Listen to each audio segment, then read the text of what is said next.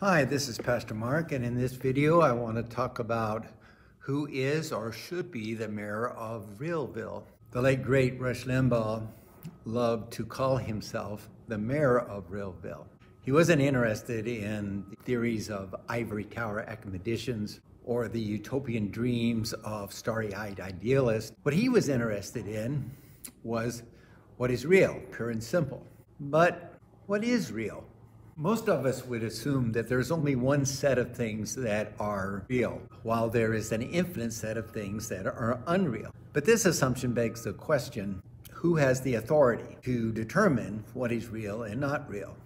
In other words, who should be the mayor of Realville? Now, there is, of course, no shortage of people who claim to be the mayor of Realville, such as Rush Limbaugh, or maybe your mother-in-law. But since the self-proclaimed mayors of Realville do not agree with one another, it's still up to you to determine who you should hand the keys of Realville to. There are two types of claims we can make about what is real or not real. Let's call them is claims and ought claims. An is claim might be, for example, this knife is sharp. An ought claim could be children ought not to go hungry. Of course, just because something ought to exist doesn't mean it does exist. Nevertheless, people often use ought claims as if they were referring to something that was real. For example, Rush Limbaugh claimed that America ought not to follow the path of socialism. And he did not mean this to be taken as just his personal preference or opinion. He meant it to be objectively true, objectively real. Now, Rush, of course, thought he had a good reason for referring to these ought claims as being objectively real. It's because he thought they were based upon, derived from, is claims. For example, that socialism, whenever it has been tried, has been an abject failure. The belief, however, that ought claims can be derived from is claims turns out to be a logical fallacy. This fallacy was first pointed out by the 18th century philosopher David Hume, who said no ought claims can be logically derived from is claims. Let's take an example like you ought not to ride motorcycles because motorcycles are dangerous. Now, on the surface, this seems like the ought claim, you should not ride motorcycles, is logically derived from the is claim, motorcycles are dangerous.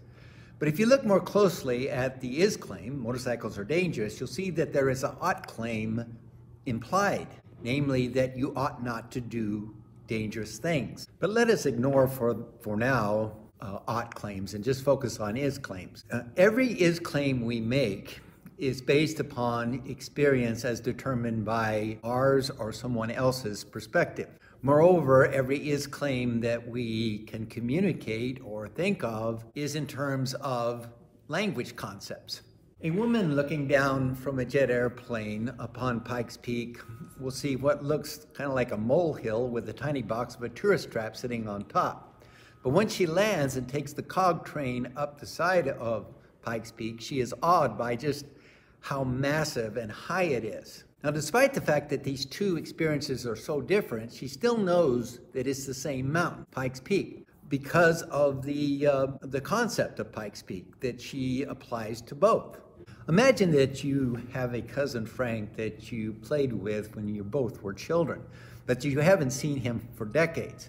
But then you go to a family reunion and you run into cousin Frank, and he doesn't look anything at all like he did as a child, of course. But you still know he's cousin Frank because of the concept, cousin Frank being attached to him by you and by others at the family reunion. What we consider to be real or unreal is not just about the experiences we have, but about the concepts we use in interpreting those experiences. Now let's return again to is claims versus ought claims to see if these two types of claims concerning what is real are that different. Let's take the example I mentioned earlier of this knife is sharp. This is claim not only depends upon our perspective upon the knife, it also depends on the concepts we use to describe that experiences, such as knife and sharp. A knife one person, say a mother with small children, considers sharp, another person, say a butcher, considers to be dull. For the mother, the knife ought to be duller. For the butcher, the knife ought to be sharper. Now, I'm not suggesting that the mother is wishing the knife into being sharp. In fact, I'm saying just the opposite, that the mother wants the knife to be safe around her children, makes her wish it to be duller. And conversely, the same with the butcher. The fact that he wants to use the knife for cutting meat makes him wish it were sharper. What we consider to be real or unreal are very greatly influenced, therefore, by not only in terms of ought claims, but is claims, by our hopes and fears, our loves and hates, or more generally, our values. But surely some concepts or conceptual systems are better than others at determining what is real or not real. Well, this depends on the criteria that you want to use in determining what is real or not real. Science and technology have proven themselves to be very effective at predicting and describing natural phenomena. And maybe we want to use that as a way of determining what is real or not real. But that's just one possible set of criteria. Religion uses a whole different set of criteria. For example, does that conceptual system provide meaning, value, and a sense of purpose to our lives? Another criteria is sustainability. Science and technology have been very good at exploiting and extracting and using natural resources. But it's become more and more clear that this is not sustainable over the long haul. Maybe if we adopted the conceptual system of some indigenous peoples, we might find a way of living much longer and sustainably on our planet.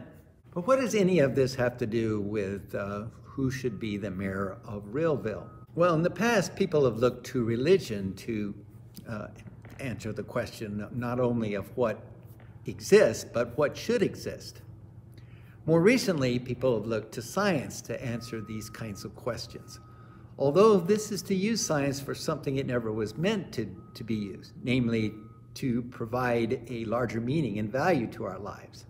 Or we could do what millions of Americans do every day, and that is turn on the television and turn to Fox News or MSNBC to tell them what is real and not real. There is another option. What if instead of handing over the keys of Realville to someone or something else, we held on to them ourselves? Now, we think of individual freedom as being the freedom to navigate the realities that we encounter each and every day. But what if we had the freedom to determine to a large extent what those realities are in the first place? I call this more radical form of freedom existential freedom, since it has to do with the nature of existence itself. Let's take the example of, in my own life, of job and family. Now, both of these, of course, are real. But it's up to me to determine which one is more real to me in order to decide what to invest most of my time and energy in. Now, when forced to choose, I'm convinced that most people would choose family over job. A forced choice is a conscious choice, and most of our choices that we make on a day-to-day basis tend to be more unconscious than conscious.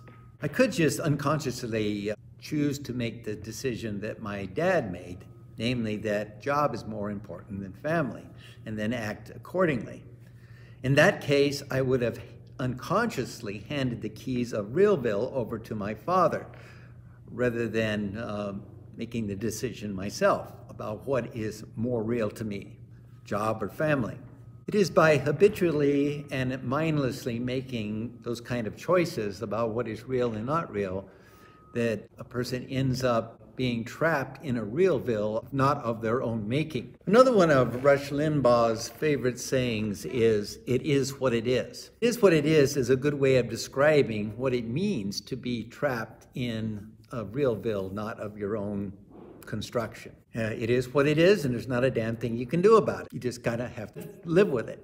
In order to embrace the existential freedom that I talked about earlier, that is the freedom to create the realities in which you find yourself, you must reject this fatalistic way of thinking. And instead of living by the motto, "It is what it is," you need to live by the motto, "It is what you think it is." Although Rush Limbaugh claimed to be the mayor of Realville, he took no responsibility for constructing that Realville.